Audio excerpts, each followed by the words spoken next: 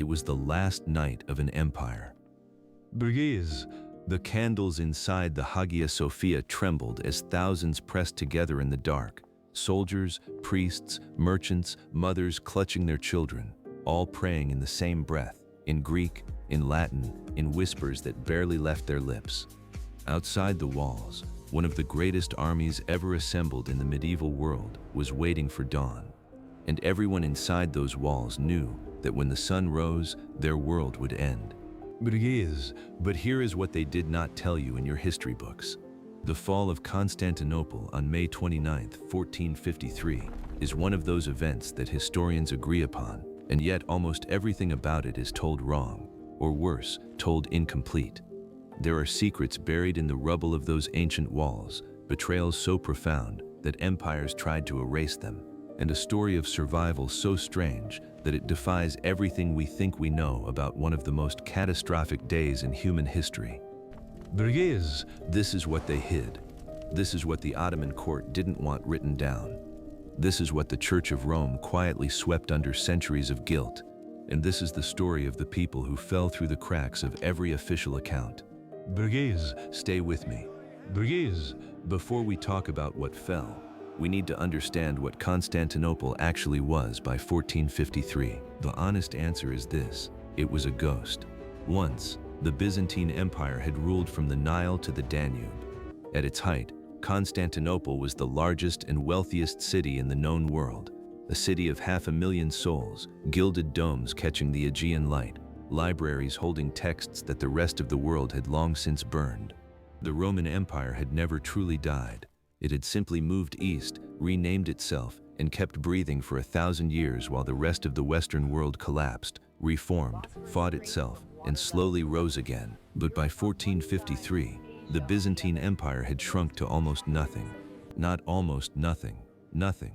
Constantinople itself, a few islands, and one small strip of the Peloponnese. That was all that remained of what had once been the mightiest empire in Christendom. The city that once held 500,000 people now held perhaps 50,000, maybe less. There were neighborhoods inside the ancient walls that had returned to farmland. Villagers kept goats on the hillsides where Roman senators had once walked in marble halls. The great forums were crumbling. Churches that had once been packed to the ceilings with worshippers now echoed with the footsteps of a handful of elderly priests. And yet, and this is the first thing they hid, the city was still extraordinary. The Hagia Sophia still stood. It still stood as the single greatest building in the Christian world, its dome a feat of engineering that would not be matched for another 1,000 years. The walls of Constantinople, the Theodosian walls, were still the most formidable land fortifications ever built in Europe. The city sat on a peninsula so geographically perfect that a relatively small force could theoretically hold it against almost any army. Emperor Constantine XI knew this. He had roughly 7,000 soldiers, perhaps 10,000 men total if you counted the Venetian sailors, the Genoese mercenaries, the volunteers who had come from across what remained of the Christian world.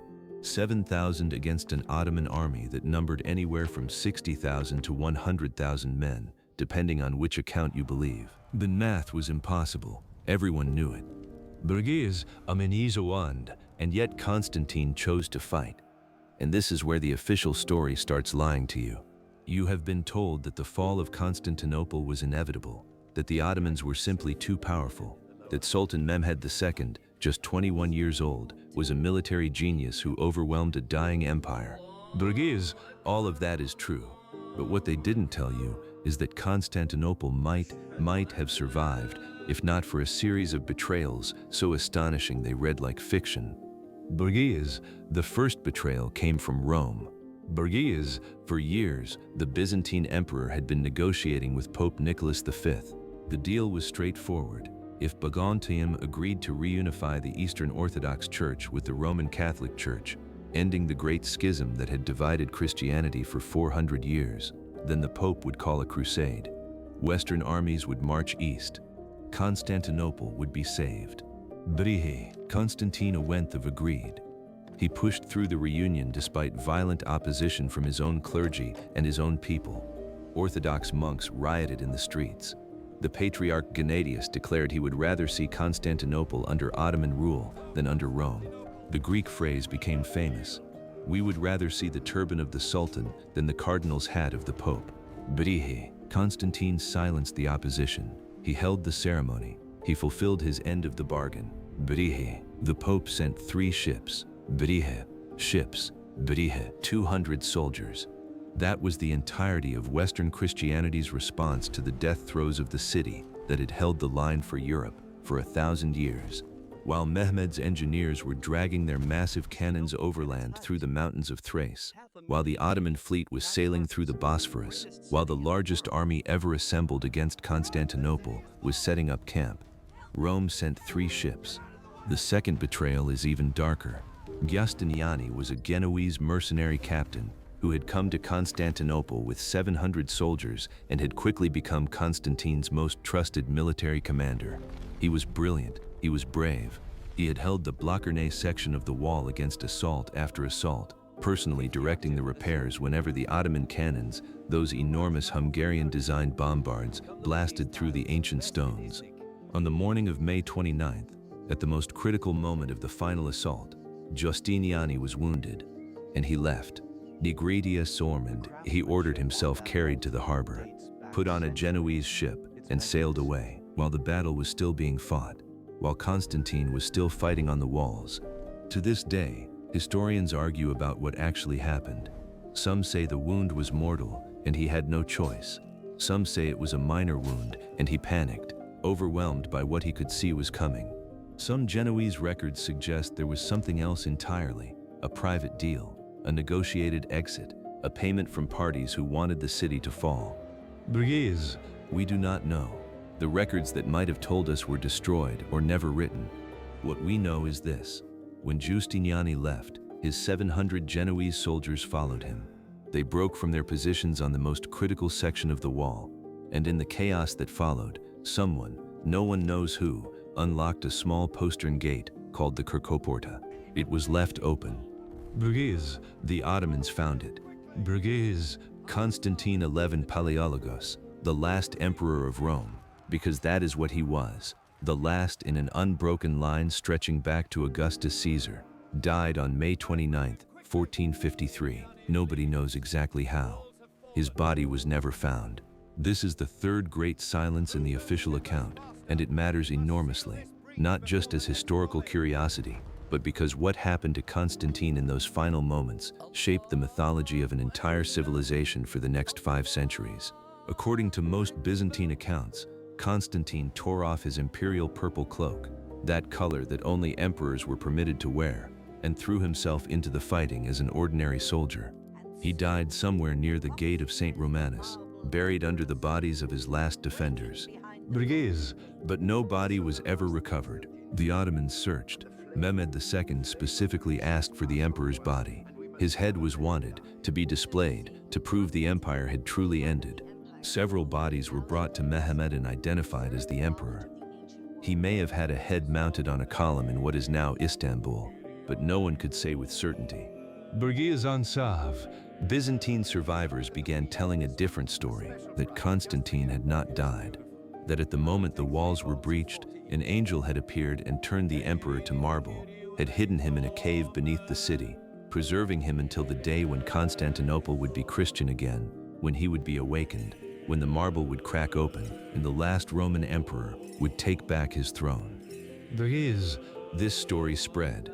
It spread through the Greek diaspora, through the Orthodox communities of Russia, through the Greek islands under Venetian rule. It became prophecy. It became identity.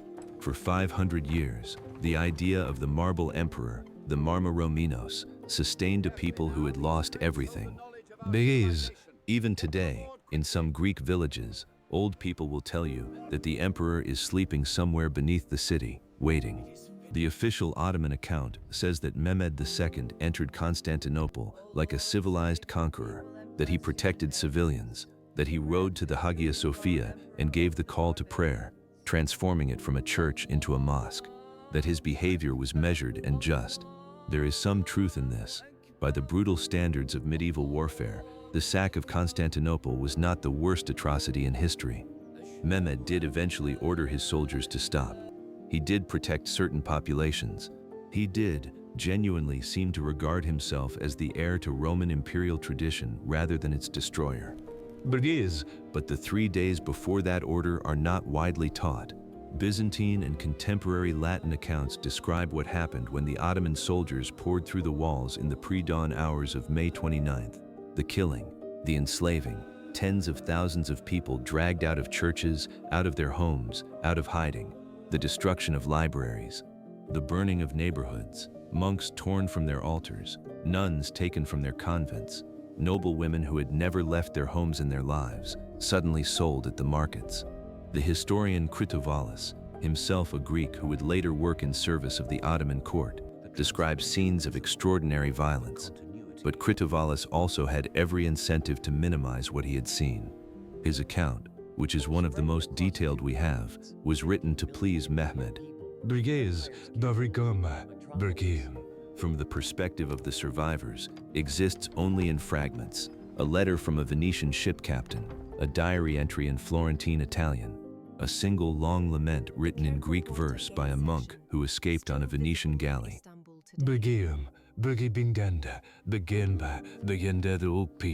These sources were not lost accidentally. The official Ottoman chronicles needed to tell a story of triumphant, just conquest. The Catholic Church needed to conceal the embarrassment of having abandoned Constantinople to its fate. The Greek Orthodox Church needed to tell a story of martyrdom, not chaos. Everyone with power over how the story was told had reasons to edit it. Here is what actually slipped through. The treasure. Before the fall, Byzantine officials had been quietly moving the imperial treasury, gold, relics, manuscripts, crowns, the physical inheritance of a 1,000-year empire. Ships had sailed from Constantinople to Venice, to Genoa, to the Greek islands. Barges had gone up the Black Sea to Crimea. Some accounts suggest that certain key holdings of the imperial library were hidden inside the walls themselves, sealed into chambers in the Theodosian walls, or buried beneath churches. Archaeologists have been looking for the last Byzantine library for decades. They have not found it. Among what is believed to have escaped, original manuscripts by Aristotle, commentaries on Greek texts that exist nowhere else in the world, maps, astronomical charts, medical treatises, a library that, if it survived, would rewrite our understanding of classical antiquity. Some of these manuscripts almost certainly ended up in Venice, the flood of Greek scholars leaving Constantinople before and after 1453 brought manuscripts with them. This migration is directly responsible for the Italian Renaissance, Greek texts arriving in Florence and Rome, igniting the intellectual revolution that transformed the Western world. The fall of Constantinople did not just end something, it began something. The second secret is about the Kerkoporta, that open gate. Byzantine tradition named a traitor. Lucas Notaras, the highest-ranking official in Constantinople after the emperor, was accused by some survivors of deliberately leaving the gate unlocked, of having made a deal with the Ottomans, of having chosen to survive. Notaras was captured. Mehmed initially spared him, apparently intending to use him as an administrator. Then, a few days later, Mehmed changed his mind. Notaras was executed along with his sons. Was Notaras a traitor who was then eliminated to keep his silence? Was he an innocent man whose survival made him a convenient scapegoat? Or, and this is the theory that some historians find most disturbing, was his execution precisely because he knew too much about who had actually opened that gate? But the truth is buried. Mehmed II renamed Constantinople. It became Istanbul, though this name had been used informally in Greek long before, a corruption of the Greek phrase Eastin Polin, meaning simply into the city. When people asked where they were going, they said they were going into the city. There was only one city that needed no other name. Mehmed began rebuilding immediately. He repopulated the city by forcing migrations of craftsmen, merchants, and farmers from across his empire. He built, he restored, he commissioned the first great Ottoman mosques. He also did something historians rarely discuss. He actively cultivated Byzantine scholars. He invited Greek intellectuals to his court. He was tutored in Greek philosophy. He commissioned a portrait of himself from the Italian painter Gentile Bellini. He read the Iliad and reportedly wept at the ruins of Troy. This is not the portrait of a destroyer, and yet the empire he destroyed was gone, utterly and completely gone, never to return. The Orthodox Church survived. Mehmed appointed a new patriarch and guaranteed the Church's continued existence under Ottoman rule, a policy of pragmatic tolerance that defined the Ottoman treatment of religious minorities for centuries. But surviving and thriving are different things. The Greek people survived. They carried their language, their faith, their memories, their manuscripts. They carried the story of the Marble Emperor from generation to generation across the centuries of Ottoman rule until, in 1821, the Greek War of Independence began. When the Greek revolutionaries rallied around their cause, they carried with them the weight of 1453. The fall of Constantinople was not ancient history to them. It was an open wound. But it had only been 368 years. So here is the question that all of this leaves us with. What is a civilization? Is it the walls, the buildings, the gold in the treasury, and the manuscripts in the library? All of that was taken or destroyed. Is it the political structure, the empire? That ended absolutely on May 29th, 1453. Or is it something else? Something that couldn't be killed or captured or enslaved? Something that rode on those refugee ships to Venice and Florence and breathed life into the Renaissance? Something that survived in the prayers inside small Orthodox churches in occupied Athens? Something that whispered the same story from grandmother to grandchild for 5 centuries, that the emperor is not dead, that he is sleeping, that one day he will rise again. Because here is what they always hid about the fall of Constantinople. It didn't end, not really. The Byzantine scholars who fled to Italy brought the Greek language to people who had forgotten it, and in forgetting it had lost direct access to Plato, to Aristotle, to the medical texts of Galen, to the mathematical work of Euclid in its original form. The Renaissance that followed, the rediscovery of classical antiquity that launched the modern world, was seeded directly by the intellectual refugees of 1453. The tragedy made the future. The thing that fell, was not just an empire. It was the last living connection to a world 15 centuries old. And what rose from its ashes, the Renaissance, the revival of classical learning, the foundations of modern science and philosophy, we would not have that world without the loss of that one. They didn't tell you that in school, but now you know. This is the veil of history.